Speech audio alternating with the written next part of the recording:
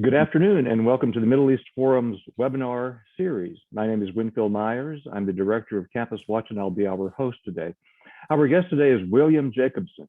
Professor Jacobson is Clinical Professor of Law at Cornell Law School, the founder of the Legal Insurrection website, and President of the Legal Insurrection Foundation. He earned his BA from Hamilton College and a JD from Harvard Law School. Professor Jacobson, welcome to the Middle East Forum's webinar. We're very happy to have you today. Thank you for having me. Our topic today, as most of you know, is the Middle East Studies Association's impending vote by its full membership on whether or not to make the boycott, divestment, and sanction, or BDS, of Israel its official policy. Its members attending its annual conference back last month voted 93% of the 444 who were there to pass this along to the full membership to be voted on. And Professor Jacobson is going to discuss today, among other things, the possible ramifications of this passage if it does pass. The vote seems to be scheduled for sometime this month, so we could only be a week or two away from this vote, and when it occurs, certainly the Middle East Forum, and I'm sure Legal Insurrection will broadcast it and comment on it, however it goes. Professor Jacobson, you had noted earlier and in some of your writings that if this passes from the full membership, that to carry out a boycott against Israeli academics, they may run afoul, in your words, of anti-discrimination and academic freedom protections. What are the implications of this? How do you see this falling out should they vote yes, which would not surprise many people, I don't believe. Right. Well, I'm not going to go into too much background because I know our time is limited, but the Middle East Studies Association has passed a resolution, and as is often the case, they got their people out to the business meeting. So that is not necessarily a representative sample of the entire membership. So there were 400 some odd people at the business meeting. There were 2,700 voting members. And there have been instances in the past where a resolution makes its way out of the business meeting at a faculty or an association and does not pass the membership.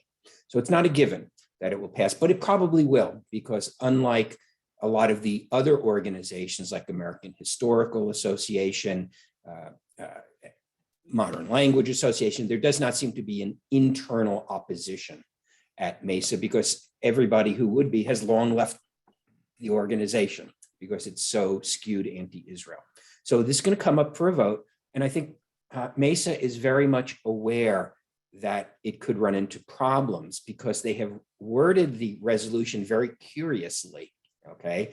The way they've worded it is that be it resolved, and I'm doing this from memory, but I think accurately, that the majority of the membership of MESA endorses the boycott call.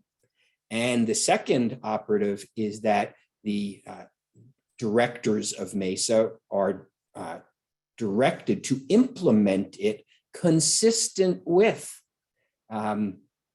local and federal and state laws and academic freedom. So they know there's going to be a storm coming if this passes, just like there was a storm several years ago. It was December 2013. The American Studies Association passed the boycott resolution, and that was a little stronger language than MESA used.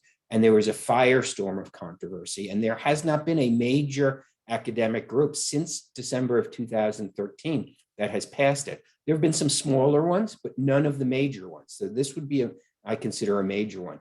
And 250 university presidents signed statements opposing the ASA boycott. They faced lawsuits and a lot of backlash. How might it play out here? Well, the first thing is that most university campuses, I'll dare say every single one, has anti-discrimination policies, which are sometimes much broader than federal and state law. They are expansively broad. And I think you can make a very good argument that if the boycott is carried out on campus, and I emphasize that, is carried out. I don't mean somebody having an opinion on it. I don't mean somebody saying, I support it. But if it's actually implemented by MESA through its members on a campus, it arguably is discrimination on the basis of national origin, and it arguably is discrimination on the basis of religion, because let's face it, this is the one majority Jewish state in the world, okay? And so those campus provisions could come into play. I think they would come into play. Whether federal and state protections come into play, it would have to be very fact specific. If you were able to prove that an Israeli was singled out for being an Israeli, or if you were able to prove that a Jewish student who wanted to study in Israel was singled out because of that. And I think there have been instances, and the sort of things where that could come up is, for example, a professor is willing to write a recommendation for a student to attend the University of Amman, but not the University of Tel Aviv, okay? And that would be implementing a boycott. That would be not only potentially violating the school's anti-discrimination laws, but academic freedom protections that apply to students and faculty. So faculty, where sometimes the line becomes blurry, but the distinction I always draw is you're entitled to believe whatever you want to believe. And frankly, you're entitled to say just about anything you want to say. But when you are on a campus, you have to abide by the campus's rules and regulations. And that's particularly important if you have an administrative role. And if the school has a policy against the boycott of Israel, then you have to abide by that. Either that or get another job, okay? You have to abide by your employer's rules. And so that, I think, is really important to keep in mind. It's the implementation of it that becomes important. And we do know that these things are actually implemented. And so the distinction between speech and conduct becomes extremely, extremely important. The other thing I would say is, as probably most people on this call understand, that you always hear BDS say, BDS is supporters, at least the ones who are honest, say this is just a tactic. BDS is a tactic. And they're right. It is and it took me a while to understand that. They don't actually care if you study at Tel Aviv University. They don't actually care if the dining hall serves sabra hummus. Some of their useful fools who support them may care, but the people behind it actually don't care. They use this as an opportunity to propagandize the campus against Israel. And if they can get a campus to spend 2 months or 3 months in a student council debating how bad Israel is it just bad or is it bad enough to boycott? And they lose the vote, they actually don't care. For them, it is a generational project. It is not a project to pass a resolution, a meaningless resolution at a student government. It is a generational project. And I think the people opposing this and opportunities like MESA provide an opportunity to get campuses to affirm their support for academic involvement with Israel. We've already obtained, we haven't gone public with it yet, we will, several statements from university presidents rejecting the boycott, not promising to do anything about it, but rejecting the boycott and affirming their intention to interact with Israel. So I think they use this as a tactic. You can also, regardless of whether it violates a particular rule, use this as a chance to educate people. Because again, people on this call understand this is just a new variation on the anti-Jewish boycott that started in the British Mandate for Palestine in the 1920s. Some people would say even earlier, but you can see a clear continuation that this is just the repackaged anti-Jewish boycott to speak to a social justice, younger sort of Western audience.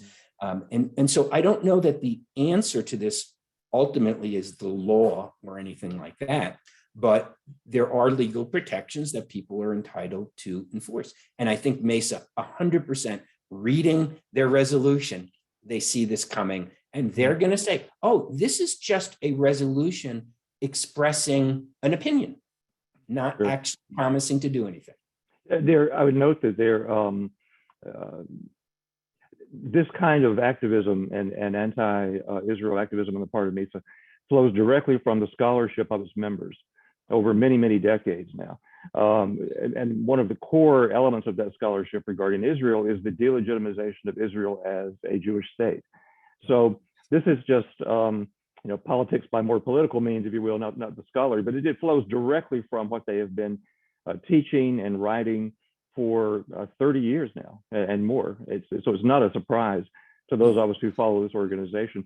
A few years ago, when it was brought up, there was actually a debate, and I think in 2014 at their annual meeting, and a few people got up and spoke against this. Kind of surprising who it was: Juan Cole of the University of Michigan, Nathan Brown of George Washington, a few others.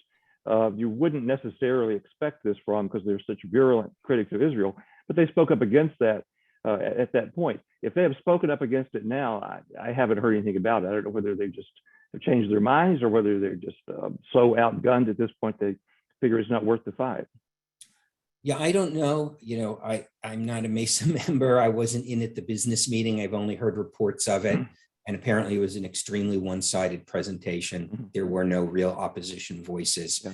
So, and that's where the organization has gone. Yeah, no, it is indeed. Well, you mentioned in some of your writing the possible violation of Title VI of the Civil Rights Act of 1964, violating the civil rights of students, of professors. Yeah. What are the consequences of that? I know can be a threat to curtail federal funds to institutions that violate it. That's a draconian move. It's hard to get anybody to do that in Washington for obvious political reasons. But is that a possible reaction to this? Should, let's say, Israeli scholars be banned, not banned in a physical sense perhaps, but not recognized by or not invited to a particular campus, or should, as you said, students be denied the opportunity to study abroad in Israel? I know at the University of Michigan, there was a lecturer a few years ago who infamously refused to write a letter of recommendation for a student wanting to study in Israel. And of course, it exploded in his face, as it should have. Do you see that as a possible consequence? It's unlikely to happen, as you indicated, but and it's particularly unlikely to happen with the current administration. But maybe if there's another administration in the future, I think the Civil Rights Division of the Department of Education, maybe even the Justice Department, I don't know who has jurisdiction over something like that, could certainly open an investigation. And I think that that sort of systemic discrimination should at least be looked into. And if nothing else, that may elicit a more positive response in addressing it from the administrations, because I mean, that is the nuclear bomb for modern university systems, because there probably isn't a one. I mean, there might be one, Hillsdale College, but there aren't many that don't receive federal money. That's right. That's right. And you've noted too, the institutional memberships of MESA that include, I'm just looking at a list, Columbia, Cornell, your own university, Dartmouth, Duke, UNC, Florida State, George Washington, Georgetown, Harvard, on and on, Indiana U, big schools, NYU, all up and down the list are institutional members of MESA. And of course, many other professors are institutional members. You had noted that one consequence could be, and that maybe this would be easier to pull off, I don't know, the refusal or the denial of the payment of fees or funds to join it either institutionally or individually, should this pass.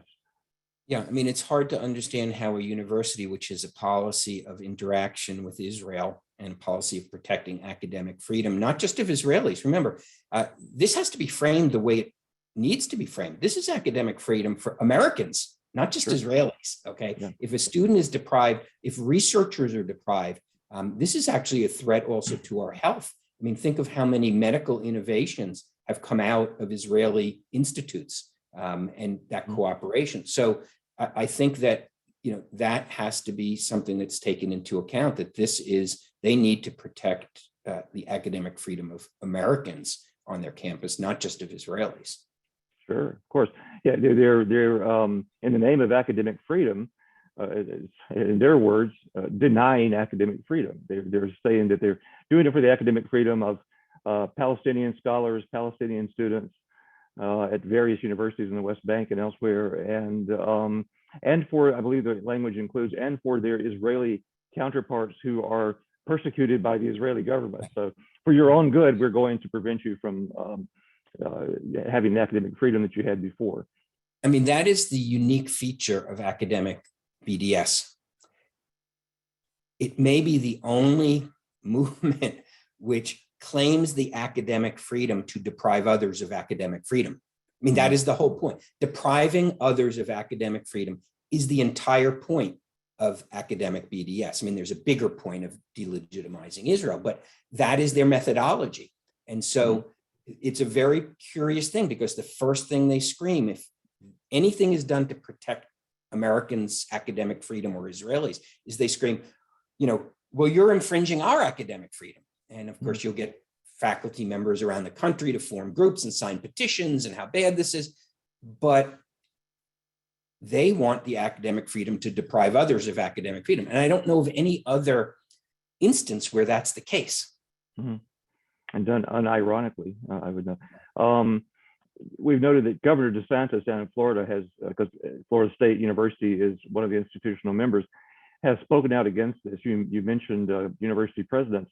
Do you see the possibility of voters, citizens of other states, particularly for state public universities that are institutional members of MESA, to speak up against this, to petition the legislature, the governors, and others to speak out and maybe take action against this should their institutional public universities in their states adopt this?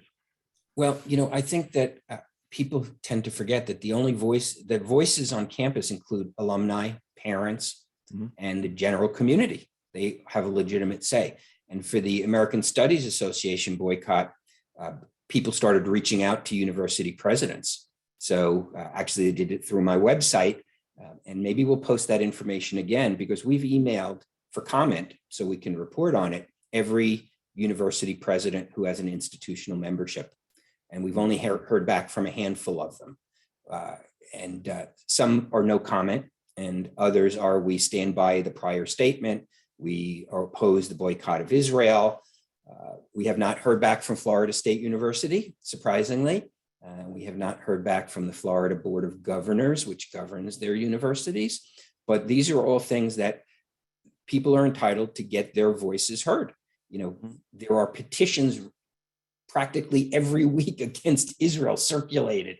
I don't know that we need a petition here, but I think at some point, we may publish the public contact information for university officials, particularly those who refuse to respond to us, because I think the community is entitled to know, and a prospective student is entitled to know whether that student's going to be deprived of academic opportunities because MESA is operating on the campus.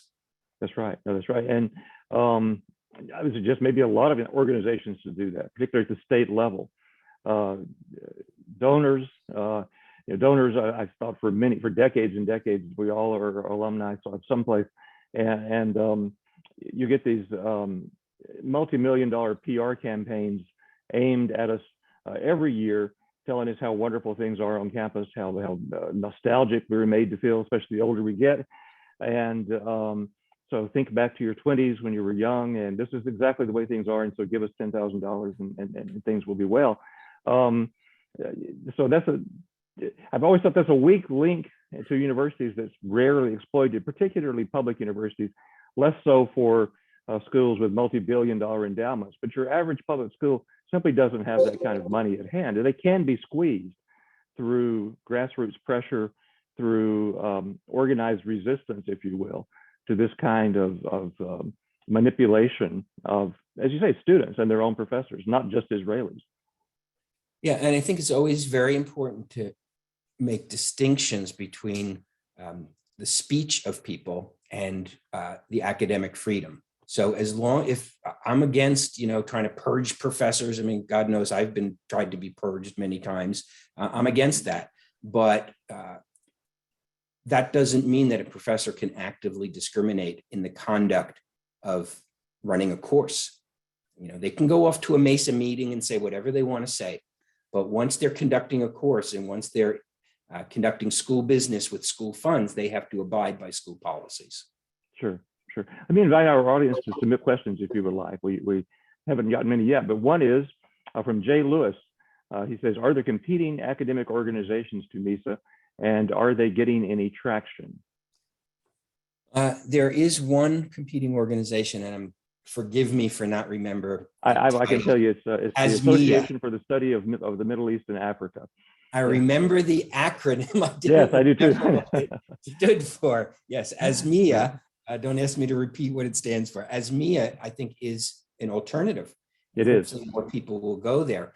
But there is a, once you've accumulated an institutional presence, it's hard for an upstart. Now, they're not exactly an upstart, but it's hard for a new organization to establish itself. But that would be good. There was an attempt to create an alternative organization to the American Studies Association, but it's a lot of work. You need donors, you need a staff, you need a presence, and you need somebody who's committed to it for 4 to 6 years, maybe more, to get it launched. And so it's a big undertaking, and MESA has been there for a while. I forget when it was founded, but it's been decades. And, it's going to be hard to displace them. That's just the reality. You can marginalize them. Okay. There's no reason why an organization which endorses the boycott and has its directors have been instructed to carry it out should be able to use university funds, for example, or university facilities. Mm-hmm. Sure. Again, I'll repeat the name. It's the Association for the Study of the Middle East and Africa. And I think it's doing quite well. But as you say, MESA bills itself as the umbrella organization for the field. It's been around since 1966, I believe. It's difficult to replace a large, once venerable scholarly organization, no matter how far they have fallen. Same is true for other scholarly organizations, American Historical Association, American Political Science Association, and so on. Starting these is an arduous task. If there are any donors who want to do that, this is a worthy challenge, I would suggest. Jerry Densis says, is BDS not blatantly anti-scholarly? Should this disqualify faculty as not scholarly? Well, I think, again, BDS is a very strange thing because it's the academic study of depriving others of academic freedom. So I don't know. I don't think you can, with a broad brush, say it's not scholarly. I don't know what the repercussions of that would be, but it is a political movement. I mean, that's what it is. It's not a scholarly endeavor. It's a political movement, arguably a continuation of the anti-Jewish boycotts, but was birthed at and there's a lot of misinformation out there, but it was actually birthed at the 2001 Durban conference. And then they created this superficial window dressing that it was actually a 2005 call from Palestinian civil society, but that's actually not true. The entire formulation of the boycott was a Durban formulation in the declaration of the NGO forum at Durban, and it began to be carried out before 2005. So they were already boycotting Israel under a BDS style formula before the so-called Palestinian call from civil society. And nobody ever seems to indicate who was that civil society. Well, it was all the same groups that supported the boycott to begin with. So yeah, it's not a scholarly endeavor, but I'm not sure you can declare the entire field as not worthy of being taught or spoken about on campus because of that. It's a political movement. Sure. Julia Lutch writes, why does it seem so easy for groups hostile to Israel to get the funding and long-term backing they need? Yeah, I mean, follow the money. They never seem to be at a loss for funds. Now, a lot of these academic organizations don't necessarily get outside infusions of cash. They get membership dues, and those membership dues are almost always paid by universities. Most faculty, I can't say all, have certain expenses they are legitimately able to put through on the university, or they might have a budget for that. I know we do at Cornell, we've got a certain research fund, and as long as it's an appropriate thing, you can use it for those purposes. So the university ends up paying it. So basically universities, and not just the member universities, but universities are funding these groups, at least indirectly. They also have sponsors. They have publishing deals. You can go to the MESA website and look at who all their sponsors are and who they have agreements with. So they don't necessarily receive a big check from a donor. They don't need to. They are pretty much self-funding. Sure. Stuart Broad notes, and I meant to mention this a moment ago, he's exactly right. There's another fine organization, Scholars for Peace in the Middle East, in addition to the Association for the Study of the Middle East and Africa. Both somewhat alternatives, again, to founded as alternatives to MISA, given its long time politicization. Eric asks, do you think CARE or other Palestinian or Muslim organizations are behind this, and how can we fight this? Well, behind it, I'm not sure if that's the right term, but there definitely is a lot of crossover. So we've written a lot about connector groups.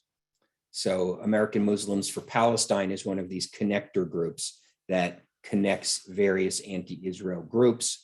Mm-hmm. Where everybody gets their funding, I don't know, but you cannot view the BDS groups in isolation. They are not in isolation. They're part of a greater ecosystem that seems to have a lot of money, and one of their targets is Israel, and this is just the way they do it. Sure. I can tell you too that a lot of professors who are members and even past presidents of MISA, like John Esposito, for example, at Georgetown, have spoken at CARE banquets more than once. The connection may or may not be formal. I don't know about that. It probably is in time. So yes, there are some, and I could name some names on that too, that do have formal connections. Funding is a different question, as you say. That's not exactly the same thing as being associated with CARE in some ways, but the associations and the friendliness is certainly there. A few years ago, MISA also had a table at their annual conference from the International Institute of Islamic Thought, which undoubtedly has Islamist ties and funding, and so thereby trying to legitimize them, failing ultimately, of course, to do that too. Stephen Orlow says, how does one organize a campaign against MISA, revisiting something we discussed earlier, MISA anti-BDS efforts? Is there access to their membership list? The final question I can say, no, I don't think there's an access to their membership list that I know of. But their institutional members are listed right on their website. Yes. And you certainly could reach out. And I always say, people, please be polite, okay? But you can reach out expressing concern that whether university funds are going to be used to support this boycott effort. I mean, I think that's appropriate. And those universities are listed there. They are directly paying dues to MISA, and they are probably in a perhaps a less direct way supporting it. And I think if that's what they want to do, they should announce it. Okay, they should take a position on it. And if their position is they support the boycott of Israel, we'll deal with that, and they'll deal with that. But if their position is against it, then they've got to address why they're a member of an organization which has endorsed it, and is not just endorsed it, but vowed, instructed their board of directors to carry it out. Sure. Robert Larrick asks, how do these academics feel about the Hezbollah rejectionist terrorist takeover and the destruction of Lebanon, the old Paris of the Middle East, now in ruins? Let me just note quickly, I would say a lot of the professors that we follow daily, one of the hallmarks of their scholarship, such as it is, and their teaching, is that many of them ignore the systemic problems in the Middle East, whether it's terrorism or the mistreatment of women or the expanding Iranian hegemony throughout the region through Hezbollah and other organizations. Not a lot of attention paid to that, but do you have a comment on that also? Yeah, I mean, I think this is something that I encounter often, that people can't understand why these people are the way they are, okay?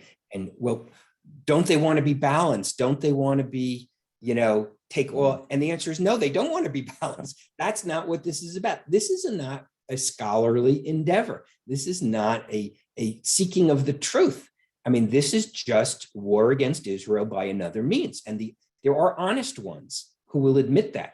But most of the people who participate in the US and Western Europe are really, I think the term the Soviets used to use is useful idiots. I mean, they believe the propaganda angle. They believe they're doing something for social justice, and they don't really care what Hezbollah is doing in Lebanon. They just want to rid the world of the Zionist entity. That's right. And I will say also, we've talked a little about the Islamist connections. Let me tell you something. You go to any university, who's going to be front and center? It's far left-wing Jews, anti-Zionist Jews. okay? They are the driving force behind this in, the university setting. And the second an issue is raised that this is discriminatory against Israelis or against, Jews, who's gonna, if you follow, as we've done for many years, the campus boycotts at student councils, who is always the first speaker in favor of the resolution? Someone from the local chapter of Jewish Voice for Peace. Okay, they do that deliberately. They use those people as a shield against correct accusations of anti-Semitism. So, we don't focus really. I mean, I think the ties to Islamist organizations, that's all interesting. But on practical terms, in the United States, the driving force are anti-Zionist left-wing Jews. Interesting. We're coming to the end of the webinar. If people want to learn more about you and about your organization, tell us where they can find you. Sure. Well, the main website is legalinsurrection.com. Legal Insurrection Foundation, which is a 501c3, is our operating entity, and it has its own website. And we have recently as in early last year, a secondary website called criticalrace.org, where we track all that's going on the campuses about critical race theory and its offshoots. Or you can Google me, and you'll find some very interesting stuff. Indeed, and a lot of your writing, you're a prolific writer. So, well, thank you very much. We really appreciate this. This has been most informative. I think our audience has benefited from it. I hope so. And I would ask the audience to please be on the lookout for future emails, including one this weekend announcing our future webinars. So again, we've been with Professor William Jacobson of Cornell and Legal Insurrection. Again, thank you so much. This has been an excellent session. We appreciate it very much. Great. To our audience, thank you very much, and have a wonderful weekend. Goodbye.